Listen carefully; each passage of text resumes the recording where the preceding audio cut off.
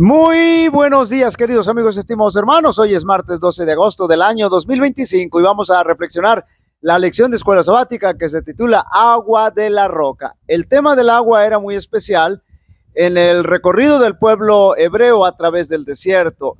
No tengo idea de cuánta agua se habría de necesitar para abastecer a una población errante de más de 1 millón de personas. Así que no estamos tratando con algo simple, sino extremadamente serio y delicado.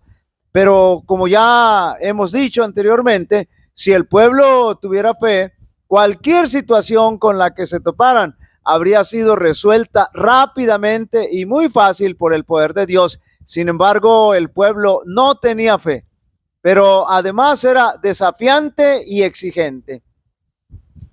Toda la congregación de los hijos de Israel partió del desierto de Sin por sus jornadas, conforme al mandamiento de Jehová, y acamparon en Refidim. Y no había agua para que el pueblo bebiese. Y altercó el pueblo con Moisés y dijeron, note bien cómo es que peleaban con Moisés, cómo es que no tenían respeto de su líder, al que el Señor había puesto. Danos agua para que bebamos. Y Moisés les dijo, ¿por qué altercáis conmigo? ¿Por qué tentáis a Jehová? Así que el pueblo tuvo allí sed y murmuró. Note bien, el pecado de la murmuración se repite continuamente en el pueblo de hebreo.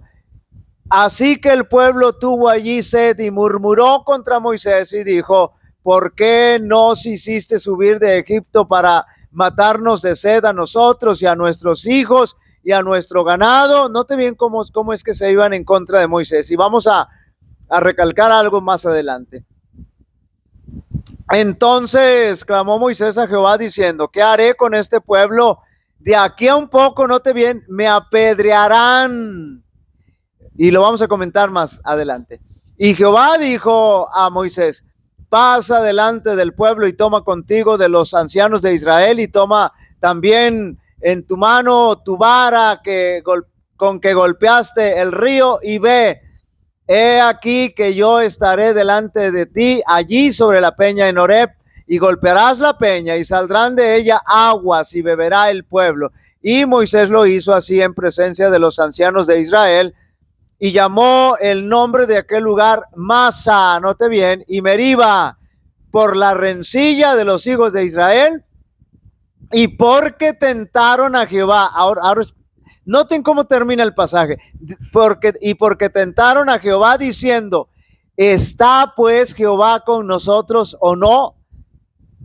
Pudimos notar el atrevimiento del pueblo al cuestionar si Dios estaba con ellos o no. Lo cierto del caso es que el Señor siempre estuvo con ellos, pero noten lo siguiente, pero ellos nunca estuvieron con el Señor. A simple vista, el pueblo murmuraba contra Moisés, el pecado de la murmuración, y reclama a Moisés, pero no se nota la intensidad. Note bien, aquí vamos a recalcar lo que estábamos mencionando, cuando Moisés dice, y por poco me van a apedrear. Pero no se nota la intensidad de su reclamo porque la Biblia no da mayor información, pero podemos notar que sus reclamos, fíjense bien, noten bien, contra Moisés eran totalmente agresivos. No era una queja simple, donde solamente expones la situación, sino que había agresión verbal y muy fuertemente, estando muy cerca la agresión corporal, cerca de agredir la integridad física de Moisés, y él mismo lo declaró. Entonces clamó Moisés a Jehová diciendo, ¿qué haré con este pueblo? He aquí de aquí a un poco, me apedrearán. La intensa queja, el intenso atentado en contra de Moisés, que solamente faltó que lo agredieran físicamente. Sin duda alguna no les faltaban ganas. En ese lugar de Masa, donde ocurre este altercado del pueblo contra Moisés, adquiere gran significado porque ahí el pueblo, porque fue probado el pueblo, y Meriba, porque ahí hubo rencilla. Y estas palabras tenían la intención de dejarle bien claro al pueblo que no debían poner a prueba a Dios. Eso era una insolencia y tampoco reñir contra él. Era una insolencia, decíamos, porque ¿cómo se atrevían a cuestionar si realmente Dios estaba con ellos después de estar, note bien, después de estar viendo sus maravillas, después de haber visto sus maravillas? Sin duda que eso era el colmo. Por lo cual, como dice el Espíritu Santo, si oyeres hoy su voz, no endurezcáis vuestros corazones como en la provocación, en el día de la tentación en el desierto. Y como hemos dicho que el pueblo era muy falto de fe, que cuando cruzó el Mar Rojo, no es que todos tuvieran fe, más bien solo unos pocos, pero aún así el Señor tuvo misericordia de ellos por amor a los fieles y al remanente. Y ahora aquí, con el asunto del agua, tampoco el pueblo tenía fe en el Señor, pero aún así Dios fue misericordioso y les proporcionó el agua. Ahora noten lo que hemos venido diciendo, que el Señor Jesús era quien se manifestaba en las columnas tanto de nube como de fuego. Observen ustedes la siguiente declaración. Moisés hirió la peña, pero fue el Hijo de Dios el que, escondido en la columna de nube, estaba junto a Moisés e hizo brotar las vivificadoras corrientes de agua. No solo Moisés y los ancianos, así como también toda la multitud que estaba de pie a lo lejos, presenciaron la gloria del Señor.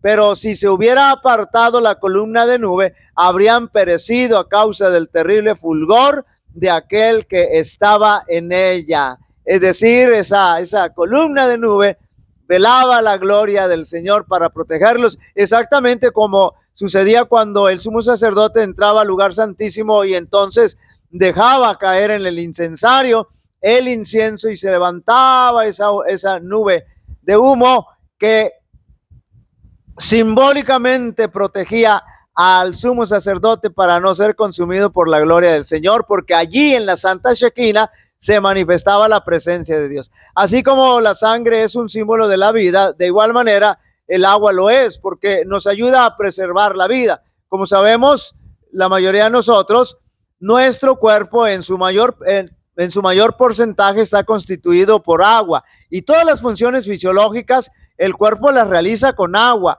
Así que el Señor sabía en el desierto que su pueblo necesitaba el agua. Él lo sabía y él estaba dispuesto a dárselas, pero recordemos que las bendiciones y las promesas son condicionales y el pueblo debía obedecer para recibir las bendiciones, pero ellos eran desobedientes porque no tenían fe. Recuerden que el producto de la fe es el resultado de la fe verdadera, es la obediencia. El producto de la fe es la obediencia, y si no se tiene fe, es imposible obedecer. Debemos comprender la gran importancia de la fe. En realidad, nuestra militancia en las filas del cristianismo debe ser por fe. Perdón. Cristo siempre se manifestó en la vida del pueblo judío. Noten bien lo que declaró el apóstol Pablo en 1 Corintios 10:4. Y todos bebieron la misma bebida espiritual, porque bebían de la roca espiritual que los seguía, y la roca era Cristo. La roca era Cristo, fuerte y firme, donde todo el pueblo debió haberse rendido confiadamente. Después de salir del desierto de Zin, los israelitas acamparon en Refidim. Allí no había agua y de nuevo desconfiaron de la providencia de Dios. En su ceguedad y presunción, el pueblo fue a Moisés con la exigencia: danos agua que bebamos. Pero Moisés no perdió la paciencia. ¿Por qué altercáis conmigo? ¿Por qué tentáis a Jehová? Ellos exclamaron airados: ¿por qué nos hiciste subir de Egipto para matarnos de sed a nosotros y a nuestros hijos y a nuestro ganado? Cuando se los había abastecido abundantemente de alimento, recordaron con vergüenza su incredulidad y sus murmuraciones, y prometieron que en el futuro confiarían en el Señor, pero pronto olvidaron sus promesas y fracasaron en la primera prueba de su fe. Recuerden que hemos dicho que el pecado de murmuración siempre estuvo ahí. La columna de nube que los dirigía parecía esconder un terrible misterio. Y Moisés, ¿quién era él? preguntaba, ¿y cuál sería su objeto al sacarlos de Egipto? El propósito, la sospecha y la desconfianza, note bien, llenaron sus corazones hasta donde la mente trastornada iba. La sospecha y la desconfianza llenaron sus corazones y osadamente le acusaron a Moisés de proyectar matarlos a ellos y a sus hijos mediante privaciones y penurias con el objeto de enriquecerse con los bienes de ellos. Qué terrible situación. En la confesión de la ira y la indignación que los dominó, estuvieron a punto de apedrear a Moisés. Casi lo hubieran linchado. Angustiado, Moisés clamó al Señor: ¿qué haré con este pueblo? Se le dijo que llevando la vara con que había hecho milagros en Egipto y acompañado de los ancianos, se presentara ante el pueblo. Y el Señor le dijo: he aquí que yo estoy delante de ti, allí sobre la peña de Horeb, y herirás la peña y saldrán de ella aguas y beberá el pueblo. Moisés obedeció y brotaron las aguas en una corriente viva que proporcionó agua en abundancia a todo el campamento. En vez de mandar a Moisés que levantara su vara para traer sobre los promotores de aquella inicua murmuración alguna terrible plaga, note bien la misericordia del Señor, como las de Egipto, el Señor en su gran misericordia usó la vara como instrumento de liberación. Si alguno tiene sed, venga a mí, beba. El que cree en mí, como dice la Escritura, ríos de agua viva correrán de su vientre. La condición del pueblo daba fuerza a este llamamiento. Habían estado participando de una continua escena de pompa y festividad. Sus ojos estaban deslumbrados por la luz y el color, y sus oídos halagados por la más rica música, pero no había nada en toda esta ceremonia que satisfaciese las necesidades del espíritu, nada que aplacase la sed del alma por lo imperecedero. Jesús los invita a venir a beber en la fuente de la vida a aquellos que serían de aquello que sería en ellos, un manantial de agua que brotara para vida eterna. El sacerdote había cumplido esa mañana la ceremonia que conmemoraba la acción de golpear la roca en el desierto.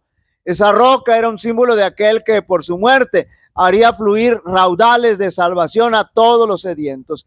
Las palabras de Cristo eran el agua viva, el agua de vida. Allí, en presencia de la congregada muchedumbre, se puso aparte todo ser herido a fin de que el agua de la vida pudiese fluir al mundo. Al herir a Cristo, Satanás pensaba destruir al príncipe de la vida, pero de la roca herida fluía vida. Queridos amigos y hermanos, debemos estar seguros de que estamos confiados en la roca que es Cristo. No debemos desconfiar ni desafiar. Jehová te bendiga y te guarde. Jehová haga resplandecer su rostro sobre ti y tenga de ti misericordia. Jehová alce sobre ti su rostro y te dé paz. Y pondrán mi nombre sobre los israelitas y yo los bendeciré. Dios bendiga a cada uno de vosotros.